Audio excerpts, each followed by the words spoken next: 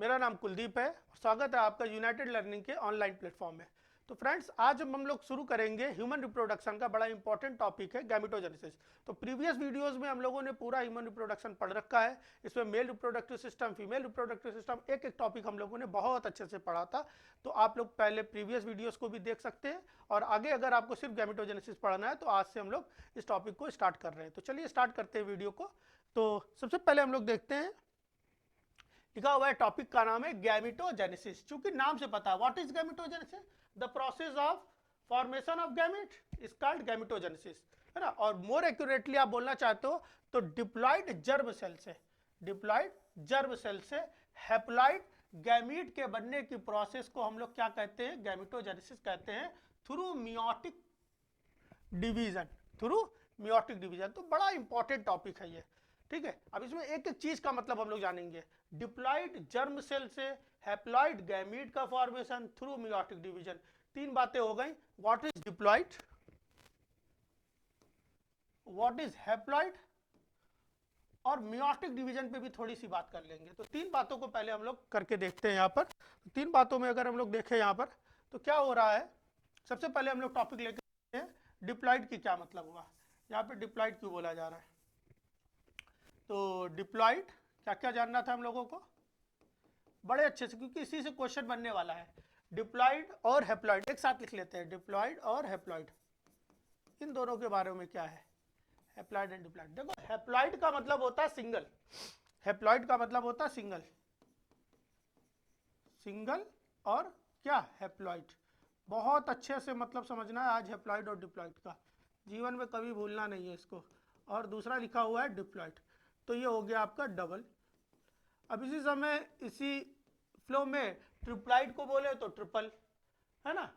तो आगे देखते हैं हम लोग। तो हैप्लॉइड और डिप्लॉइड का मतलब क्या है, जब किसी के पास कोई क्रोमोसोम का केवल एक ही सेट हो, क्रोमोसोम का सिंगल सेट हो। सेट का मतलब मान लिया कोई क्रोमोसोम है, chromosome A B C D E F G, क्या A B C D E F G, कितने क्रोमोसोम हो गए, क्रोमोसोम हो गए 1 2 3 4 5 6 7, 7 क्रोमोसोम हो गए। और अगर उसके पास ये सातों के सातों क्रोमोसोम केवल एक एक पाया जाता हो, तो ये कैसा सेट बना, एक सेट बना, कैसा सेट बना, एक सेट बना, है ना। मान लिया कप और प्लेट, एक कप और एक प्लेट, तो आप क्या बोलोगे, कप प्लेट का एक सेट, 5 कप 5 प्लेट, कितने सेट बनाएंगे, 2 सेट। क्लियर हो पा रही बात की नहीं, ठीक है। तो यहां पर 7 क्रोमोसोम्स थे, 7 अलग अलग तरह के, सबके एक एक कॉपी है। तो अगर सिंगल कॉपी है तो हम लोग बोलेंगे एक सेट है, और इस तरह का, इस तरह को हम लोग बोलेंगे हैप्लॉइड है, क्या है, हैप्लॉइड। दूसरा देखते हैं, उसके पास क्या है, ए जो है वो 2 बार है, बी भी 2 बार है, सी भी 2 बार है, डी भी 2 बार है, ई भी 2 बार है, एफ 2 बार, जी 2 बार। कितने, कुल कितने क्रोमोसोम है, कुल क्रोमोसोम है 14, कुल क्रोमोसोम कितने हैं, 14। लेकिन हर क्रोमोसोम 2 2 बार है, हम लोग ये भी बोल सकते हैं 14 को 2 गुणे 7, हैप्लॉइड के जस्ट डबल। लेकिन हर क्रोमोसोम 2 2 बार है, 2 कॉपीज हैं, इसलिए हम इसको क्या बोलेंगे, डिप्लॉइड। क्या बोलेंगे, डिप्लॉइड, 2 बार है। बहुत बढ़िया। अगर यही 3 3 बार हो जाता मान लेते हैं,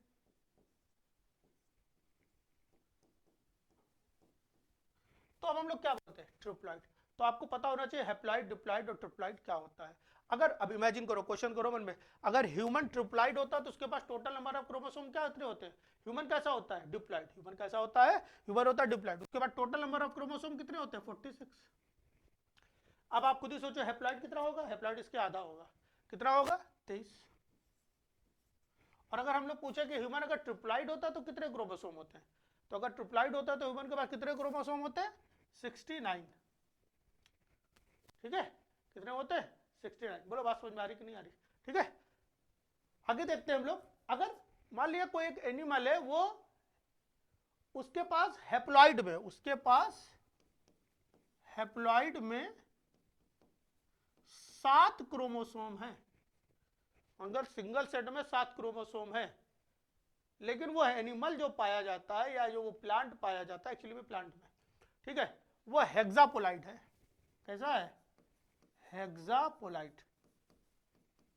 तो अगर वो हेक्सापोलाइट है तो बताओ उसके पास टोटल नंबर ऑफ क्रोमोसोम कैसे कितने होंगे। बहुत प्यारा क्वेश्चन बनेगा, आप लोग ध्यान से समझिए इस चीज को। तो कितने बनेंगे, तो बताया गया हेक्सापोलाइट है, हेक्सापोलाइट का मतलब 6। हेप्लॉइड में कुल कितने थे, 7, कितने हो गए 42। 6 multiply by 7 is equal to 42। तो हेक्सापोलाइट में 42। ह्यूमन अगर ट्रिप्लाइड होता तो क्या होता, ह्यूमन अगर ट्रिप्लाइड होता तो 23 हेप्लॉइड में थे, 3 से मल्टीप्लाई कर देते। टेट्रापोलाइड होता क्या होता, 4 से मल्टीप्लाई कर देते। बोलिए ये बात समझ में आ रही कि नहीं आ रही है। तो दो बातें हम लोग को समझ में आ गई कि वहां पर जब गैमेटोजेनेसिस में क्या होता था, डिप्लॉइड सेल कोई 2n वाली सेल काय में चेंज हो जाती थी, n वाली सेल में, हेप्लॉइड में। इस प्रोसेस को हम लोग क्या कहते थे, इस प्रोसेस को हम लोग क्या कहते थे, गैमेटोजेनेसिस। लेकिन यहां पर एक इंपॉर्टेंट बात और लिखी थी कि ये प्रोसेस मियोसिस के थ्रू होता है। बेशक ये बात ह्यूमन के लिए तो सही है, 100% सत्य है ह्यूमन के लिए कि ह्यूमन में मियोसिस के थ्रू गैमेटोजेनेसिस होती है, और मोस्ट ऑफ द एनिमल्स में, मोस्ट ऑफ द प्लांट्स में ऐसे ही होता है। लेकिन अगर हम लोग बात करते हैं कुछ इंसेक्ट्स की, कुछ हाइमेनोप्टेरा के मेंबर्स की, आपकी प्यारी मधुमक्खी की, हनी बी की, तो हनी बी में थोड़ा अलग कहानी चल रही है। और भी एग्जाम्पल मिल जाएंगे, आप लोग कमेंट करिएगा और कौन कौन से एग्जाम्पल्स हैं। उसमें क्या चलता है, उसमें अगर हम लोग देखें, नेक्स्ट स्लाइड ले लेते हैं, ठीक है। उसमें अगर हम लोग देखें, अच्छा एक क्वेश्चन फंसेगा इसलिए ध्यान दीजिएगा, ठीक है। हनी बी के केस में क्या है, हनी बी में क्या है, मेल है और फीमेल है, मेल और फीमेल। पहले तो प्रॉब्लम सोच लो, हम लोग पढ़ क्या रहे हैं, पढ़ ये रहे हैं कि क्या गैमेटोजेनेसिस हमेशा मियोसिस के थ्रू ही होगी, क्या कोई ऐसा भी है जो माइटोसिस के थ्रू भी गैमेटोजेनेसिस करता हो। तो हम लोग उसका एग्जांपल देखने जा रहे हैं, बड़ा सुप्रीम एग्जांपल देख रहे हैं in case of honey bee. In case of honey bee there are 2 types of individual, the first one is male and other one is female. Female shows 2 types of caste, है ना। The first one is queen and another one is worker, queen and worker, okay, ठीक है, worker and queen, ठीक है। तो queen कैसी हो गई, क्वीन हो गई आपकी डिप्लॉइड, कैसी हो गई, डिप्लॉइड। वर्कर कैसी हुई, डिप्लॉइड। ये दोनों कैसी है, दोनों फीमेल है। मेल कैसा होता है भैया, मेल इसमें होता है जिसको हम लोग ड्रोन भी कहते हैं, ठीक है। मेल को ड्रोन कह रहे हैं, ड्रोन कह दे रहे हैं, ठीक है। आपका फेवरेट ड्रोन,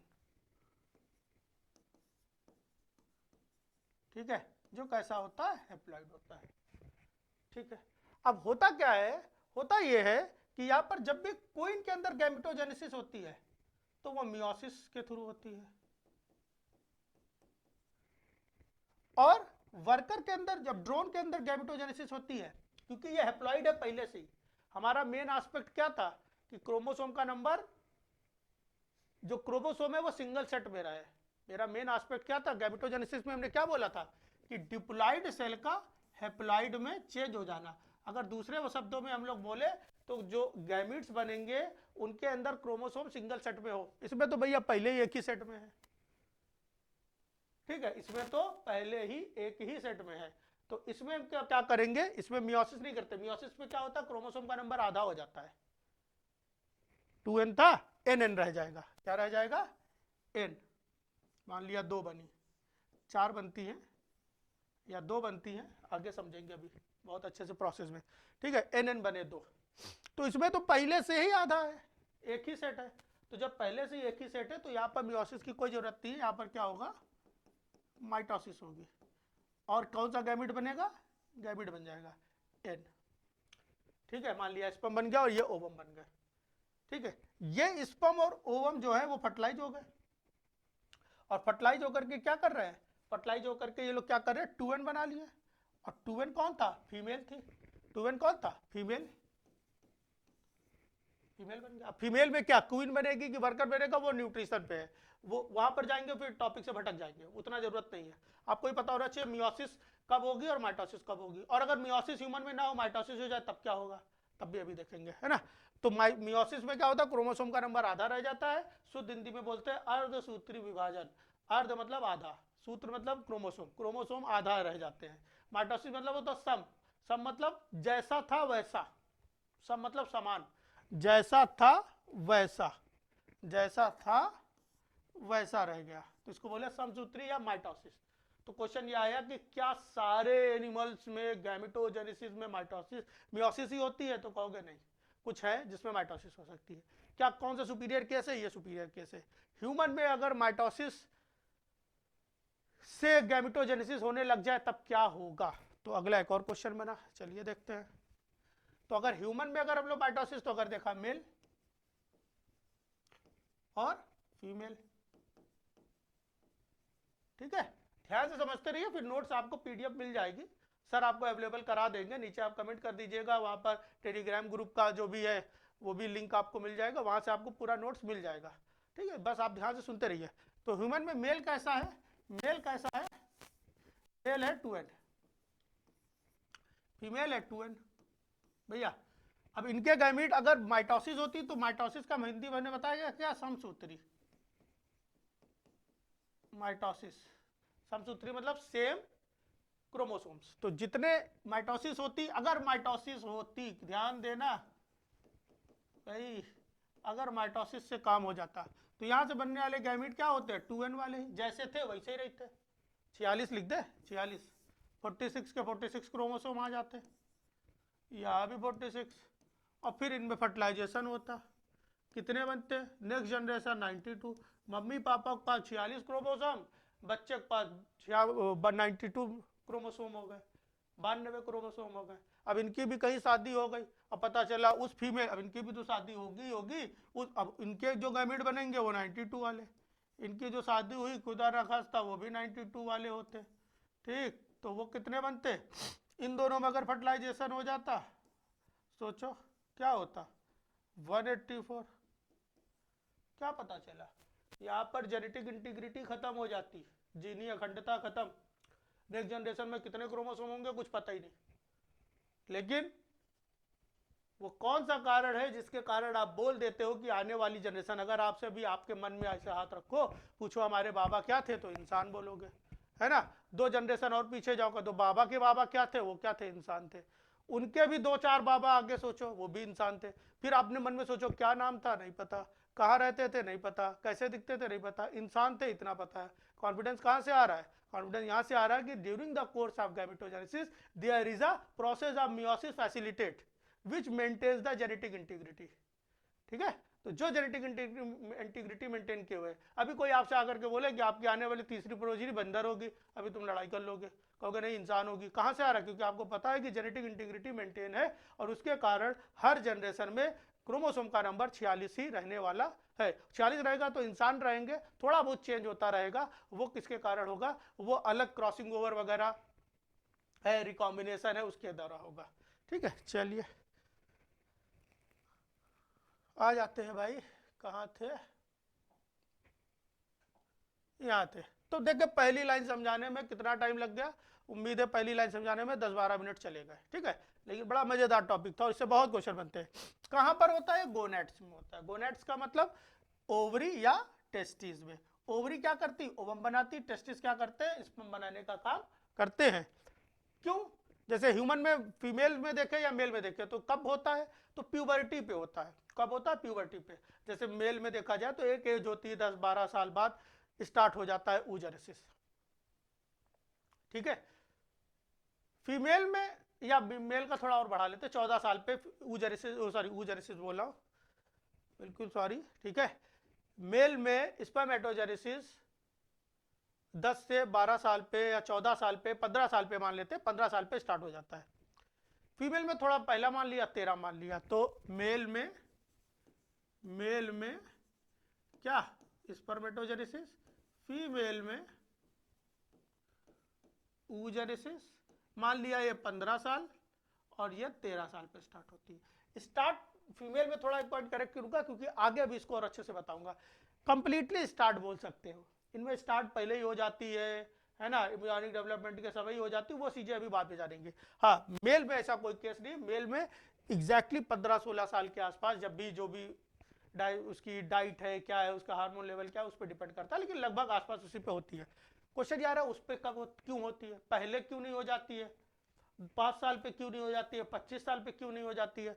तो कारण क्या है कि उस समय कुछ जैसे जैसे प्यूबर्टी, जैसे जैसे बॉडी हमारी आगे बढ़ती जाती, डेवलपमेंट होता रहता है, वैसे एक हार्मोन सुंदर सा गिरता है, एफएसएच, फॉलिकल स्टिमुलेटिंग हार्मोन, ये हार्मोन गिरता है, फॉलिकल स्टिमुलेटिंग हार्मोन, फॉलिकल्स को स्टिमुलेट करने वाले हार्मोन गिरता है। ये हार्मोन क्या करता है, फॉलिकल को स्टिमुलेट कर देता है, और स्टिमुलेशन से क्या होता है, गैमेटोजेनेसिस होती है। आगे जानेंगे हार्मोनल कंट्रोल और कैसे हो रहा है। यहाँ पर कौन से एंजाइम दो इंपॉर्टेंट है जो रोल प्ले करते हैं, एक होता है विटामिन ए और विटामिन ई। विटामिन ए और विटामिन ई का भी बड़ा इंपॉर्टेंट रोल है फॉर गैमेटोजेनेसिस। ठीक है, ये दो तरह की होती है, अगर स्पर्म बन रहा है तो स्पर्मेटोजेनेसिस, और अगर ओवम बन रहा है तो oogenesis। तो इस तरह से हम लोगों ने पूरा अच्छे से पढ़ा कि गैमेटोजेनेसिस एग्जैक्टली होती क्या है, इसमें डिप्लॉइड सेल से हेप्लॉइड बनती है, क्या कोई केस ऐसा है जहां पर हेप्लॉइड से भी हेप्लॉइड बन जाए, और अगर ऐसा है तो वहां पर क्या है, तो हमने बोला कि वो मधुमक्खी है। क्या कोई ऐसा है जहां पर माइटोसिस, क्यों मियोसिस की जरूरत पड़ती है, क्योंकि क्रोमोसोम का नंबर आधा करना होता है, आधा आधा मिलके फिर एक बराबर हो जाता है। अगर माइटोसिस रहेगी तो क्रोमोसोम का आधा नंबर नहीं रहेगा, जैसा था वैसा रहेगा, जिसके कारण हर जनरेशन में क्रोमोसोम का नंबर डबल होता चला जाएगा, जिसके कारण जेनेटिक इंटीग्रिटी मेंटेन नहीं रहेगी। भगवान ब्रह्मा को यह बात पता थी, उन्होंने क्या किया, मियोसिस जैसी भी एक युक्ति बना दी जिसमें क्रोमोसोम का नंबर आधा हो जाता है। ठीक है, तो नेक्स्ट क्लास में हम लोग अभी स्टार्ट करेंगे व्हाट इज स्पर्मेटोजेनेसिस। स्पर्मेटोजेनेसिस क्या है उसको समझेंगे, फिर स्पर्म्स क्या होते हैं उनको जानेंगे। तो एक एक करके पूरे टॉपिक को अच्छे से हम लोग समझेंगे। आपको अगर वीडियो अच्छी लग रही है तो आप लोग अपने जो भी कलीग्स है, जो भी डिजायरेबल ऑडियंस है, ये इतना टॉपिक आपको इंटर में बड़ा मदद करेगा, 12th क्लास में। इसके अलावा अगर आप नीट के स्टूडेंट्स हैं तो नीट में भी बड़ा अच्छे से मदद करने वाला है। तो आप उनको, जो भी डिजायरेबल ऑडियंस है, उनको शेयर करिए, खूब जानकर हम लोग को सपोर्ट करिए। तब तक के लिए बाय बाय, थैंक यू।